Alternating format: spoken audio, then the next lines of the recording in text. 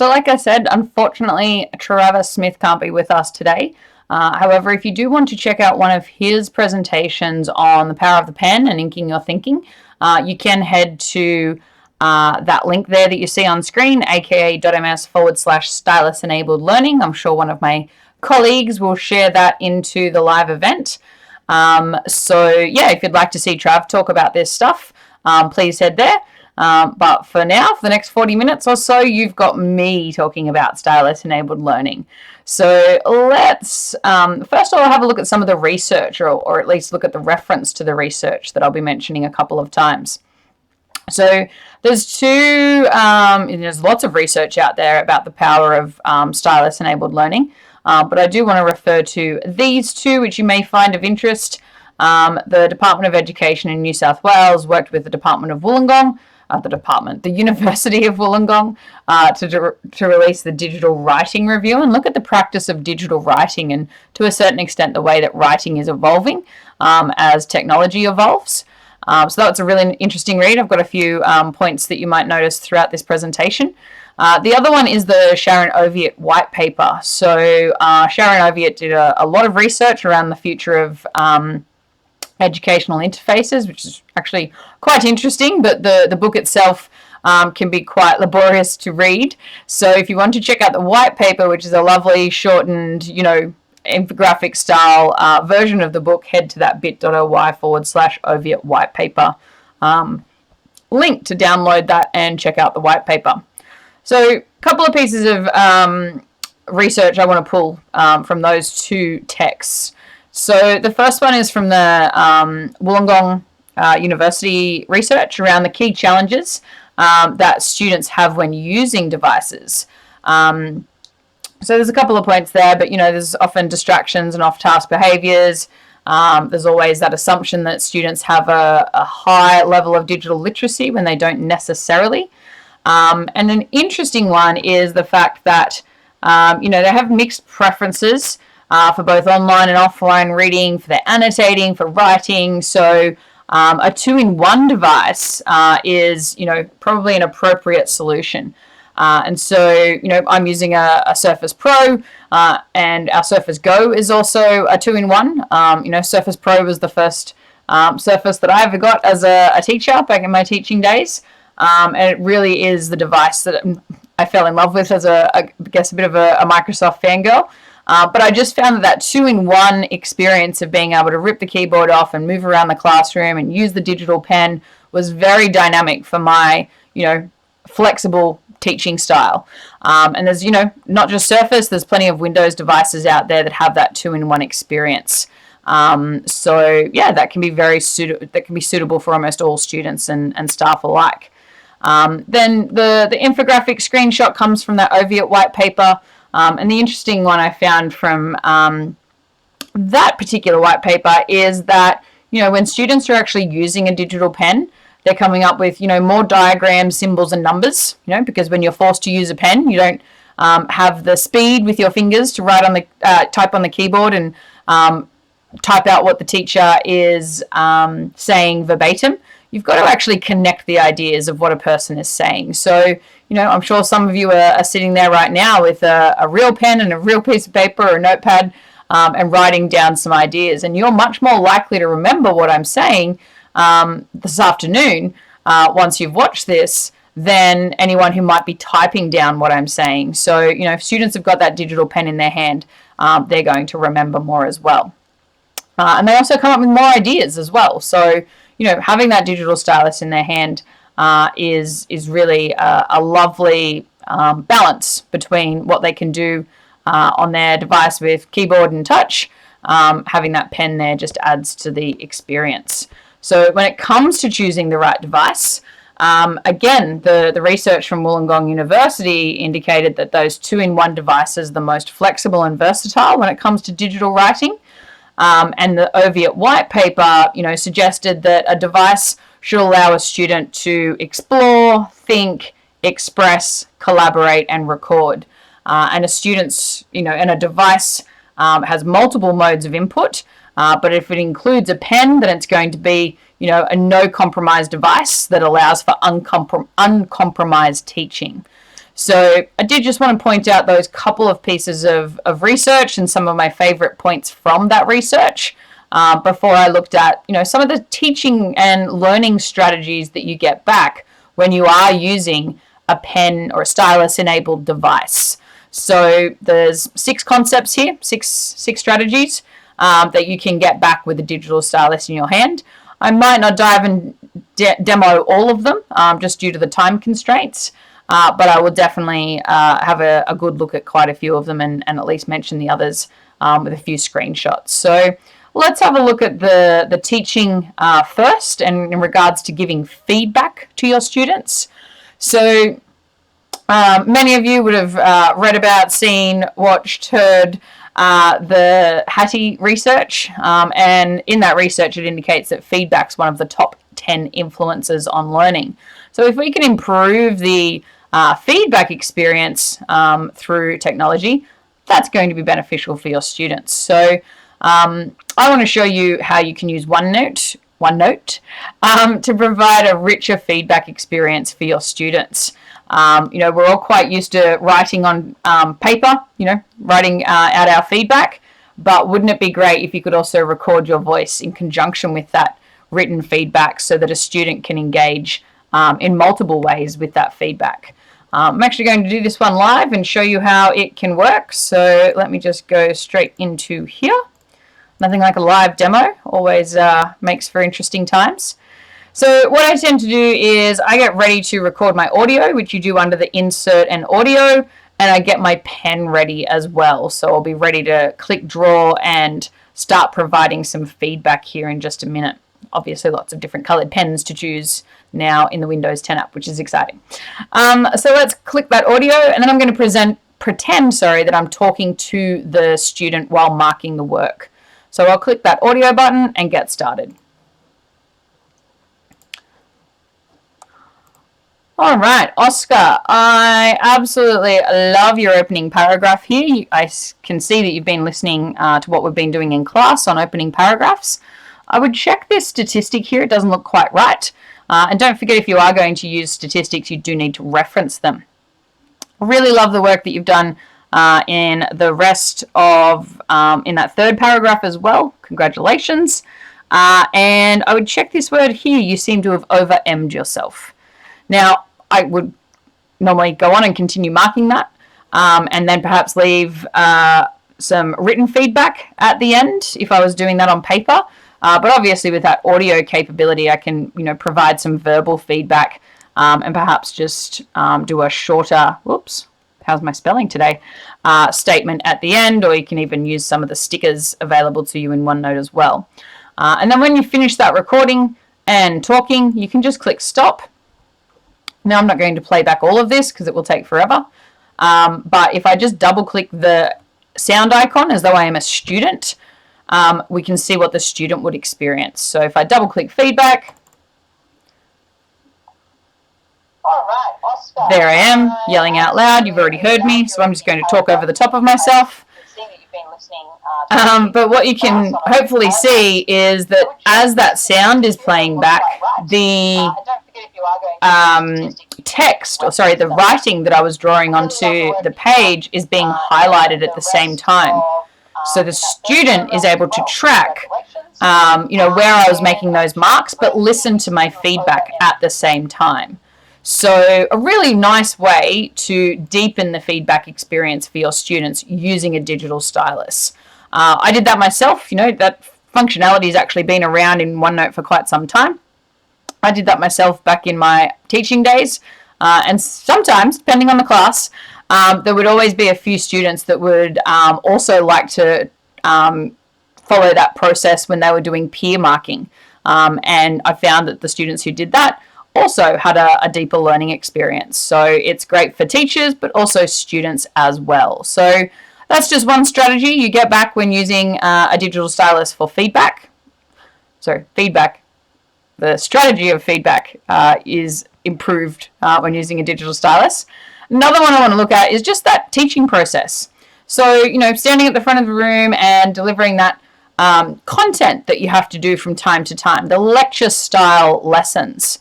And we can learn a little bit from the research that came out of Monash University a little while ago around student engagement in university lectures over time. So, around 1990, the engagement was all right.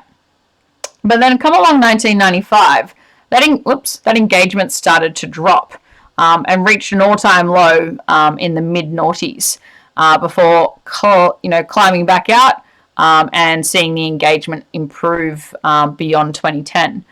And the reason for that, more than likely, is the fact that in 1995, a great year for finishing year 12, just quietly, a fabulous piece of software called PowerPoint was released. And so university lecturers worldwide rushed to build PowerPoint slides that pretty much included everything they were going to say verbatim on those slides. And so students figured out, once those PowerPoint slides were uploaded to, whatever Blackboard learning management system or whatever they were using, once the students figured that out, they didn't need to turn up to lectures anymore because they could get the information from the slides that the lecturer had updated. So once most lecturers figured that out, around that mid-noughties mark, they started to change the way they were delivering lectures. And so some further research that came out of Monash was around the fact that when lecturers were delivered on a tablet PC, more students preferred that. It allowed them to focus more, and when the lecturers were actually putting annotations directly onto the screen, it helped the student understanding. And so a little while ago when we started, I think when Microsoft released PowerPoint 2010, I think it was, if you were presenting on a dual screen experience, when you presented your PowerPoint slide, what you would see was this screen on your second screen. Your audience wouldn't see it, just you. There was a little bit of a freak out depending on what your sort of experience was with technology. But it was quite nice in that it allowed you to see what was coming over here. It allowed you, if you wanted to, and had a stylus-based device, to actually draw directly onto the slide so your audience could see that. And so for a slide like this one, okay, this is a real one of a presentation I did with some teachers, and I got them to actually guess what the what the results might have been for a survey for Australian teachers.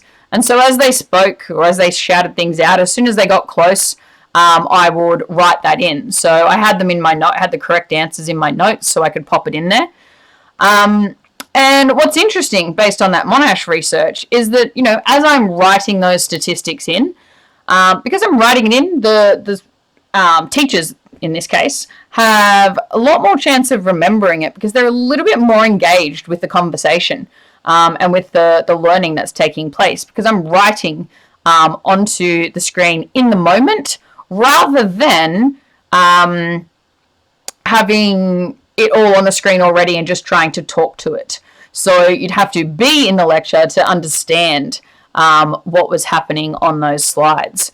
So, making use of that second screen when you're presenting and only filling out maybe 80% of the content of your slides when presenting, so that when you do present directly to your class, you can fill in the gaps, whether it be with mathematical concepts or annotating things from a literacy perspective.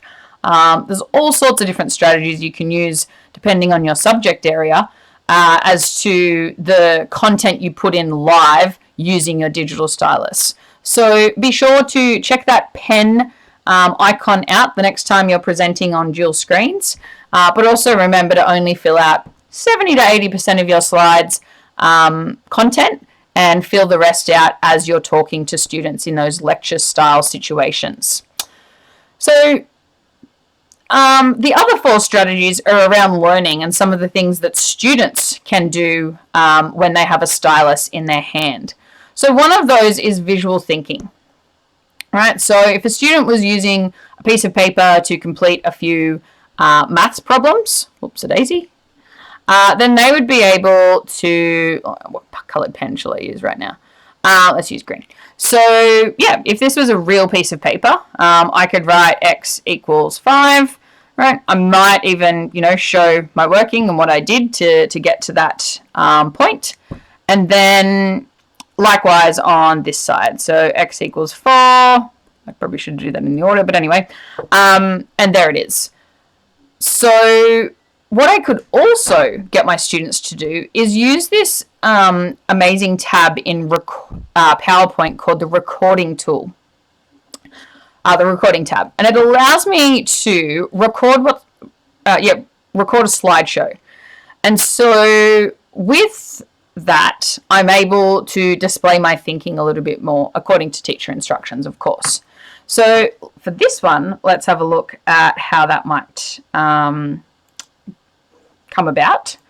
So I've just got a really simple PowerPoint here. I'm sure you've got different ideas, again, depending on your subject area, about how you might use this tool.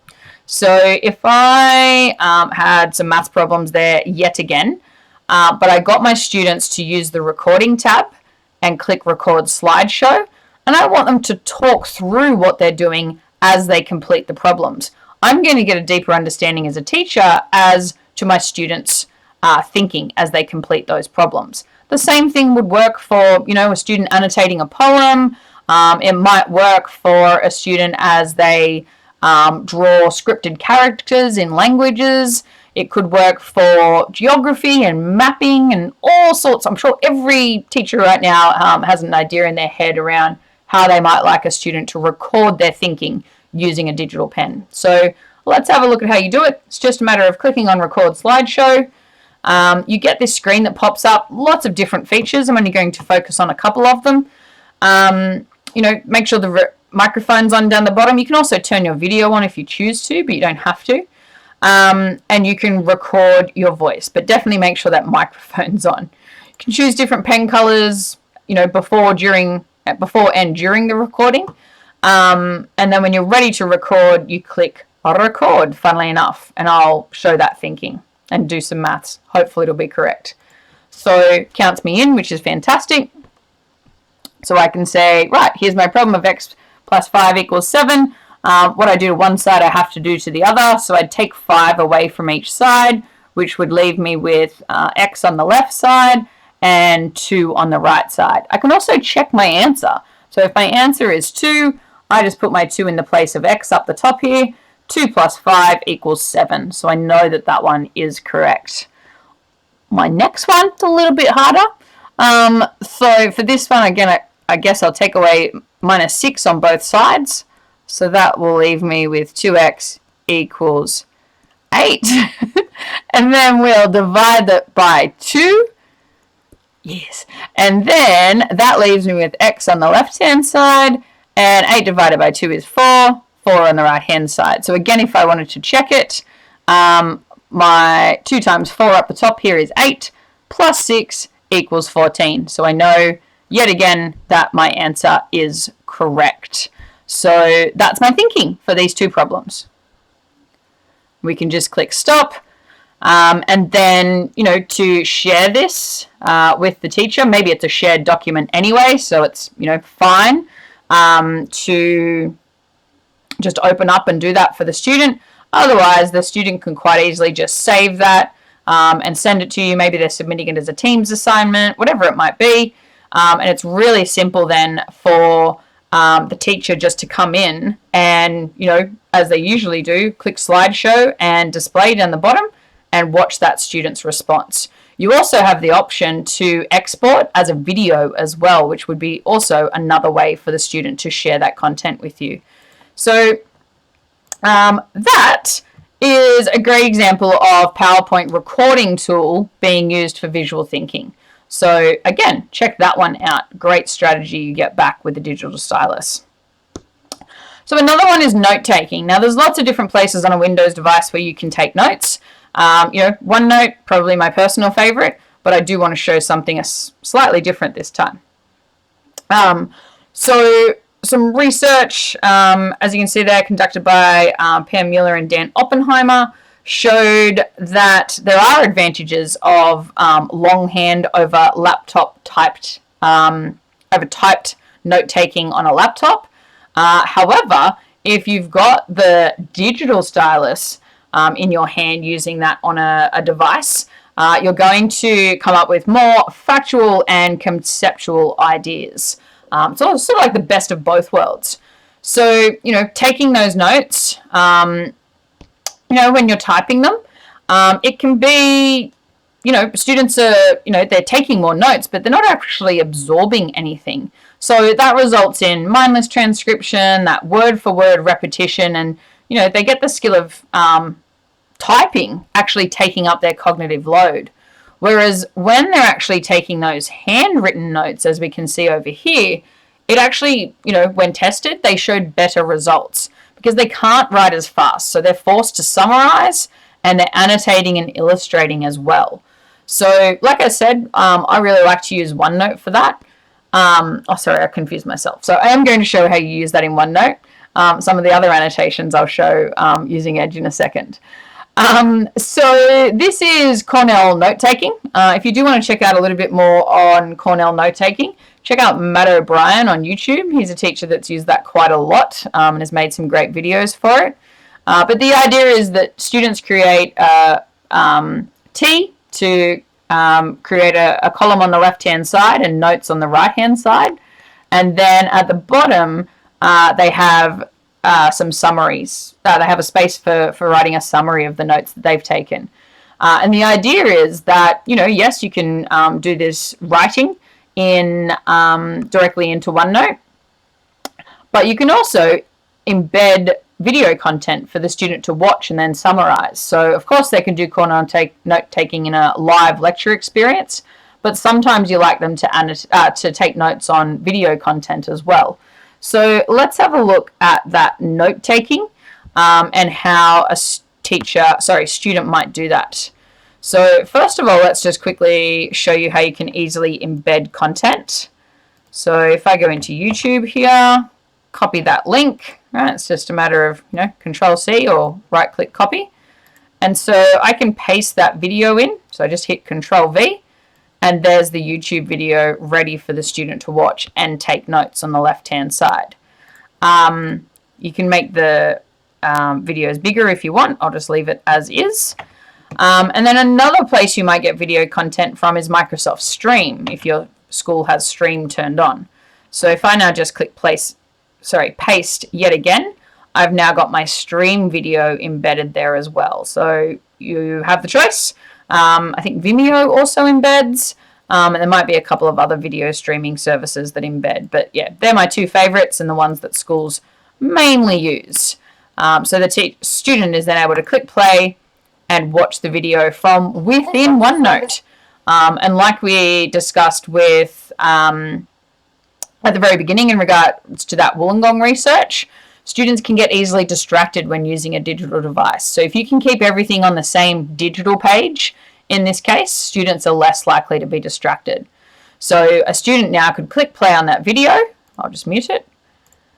And they could watch, listen, and as they're watching that video, be able to, write down the key words, write down their key notes in sentence form, and watch that video on the same screen as the page they're taking notes on. So even if they're not lucky enough to have their device plugged into a second screen, they can still actually do everything on a single screen device, which is really exciting. Once that video is finished, then they can scroll down the bottom, and that's where they can complete their summary.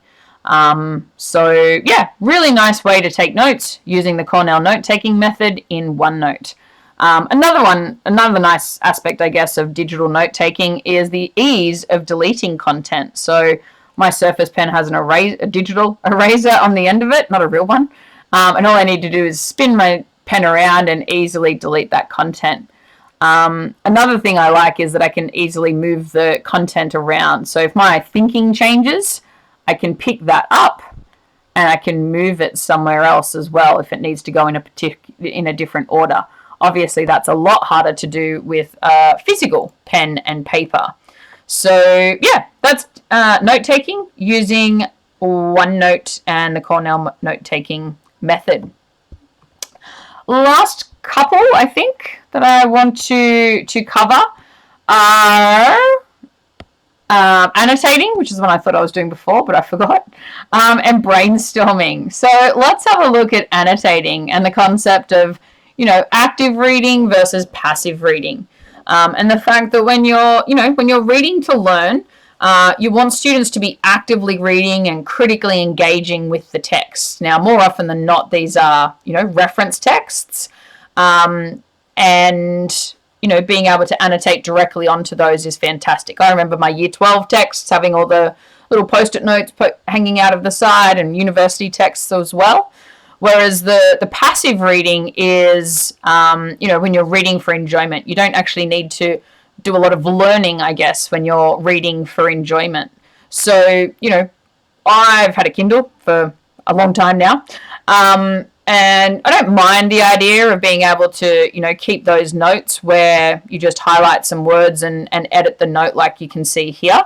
But it's still better, I think, more often than not when I'm keeping those notes, they're on fiction texts. What I like to do is actually write on the page directly when I'm, annotating for learning, for study. So we often will print out work for our students so that they can, that's not a highlighter, so that they can highlight and circle and underline and do all those sorts of things. Being able to write notes in the margin and mark things with an asterisk, or even pop down questions that you might want to ask later and record those key concepts is really important in the learning process. So I want to actually show you how Microsoft Edge, the new Edge browser, can facilitate that. So let me just jump back over here. I can close those two videos now. Here's the one I prepared earlier. So here's just the Macbeth text. I've already put a bit of content on there. But if I scroll down a little bit and zoom in, it's quite easy to open up a PDF in Edge.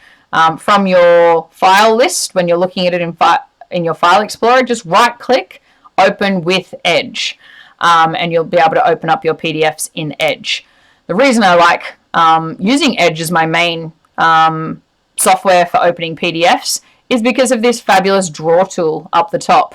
So I now have the ability from within Edge to draw directly onto my page, to put those asterisks in the margins, to leave myself some notes for those key concepts, to ask questions of myself, or perhaps leave them there for my teacher later.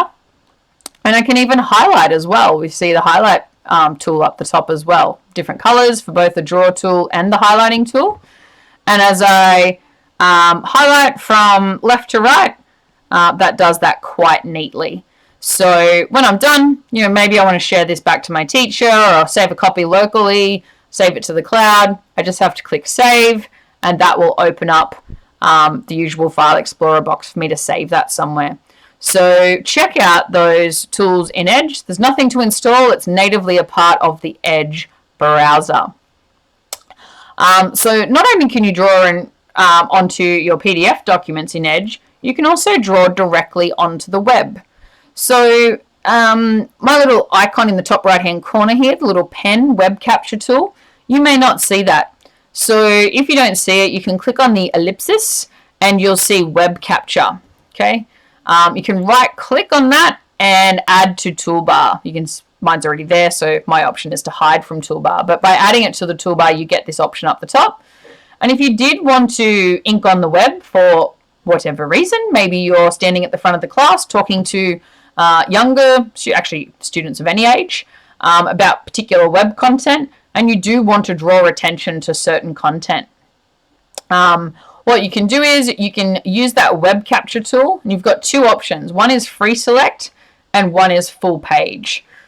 So if I wanted to do free select, for example, I could just left click and drag, and then you'll see this add notes item. So that would allow me now, I've just pinched and zoomed to zoom in. That would now allow me to draw on certain things and, make directional stuff, underline, all those things we've just spoken about. The other option is to do the full screen capture. So if I go full page, that's going to screenshot, for want of a better word, the entire page. And I can again come in and circle things, underline, write on the sides. And as I move down that screen, the drawing moves with it.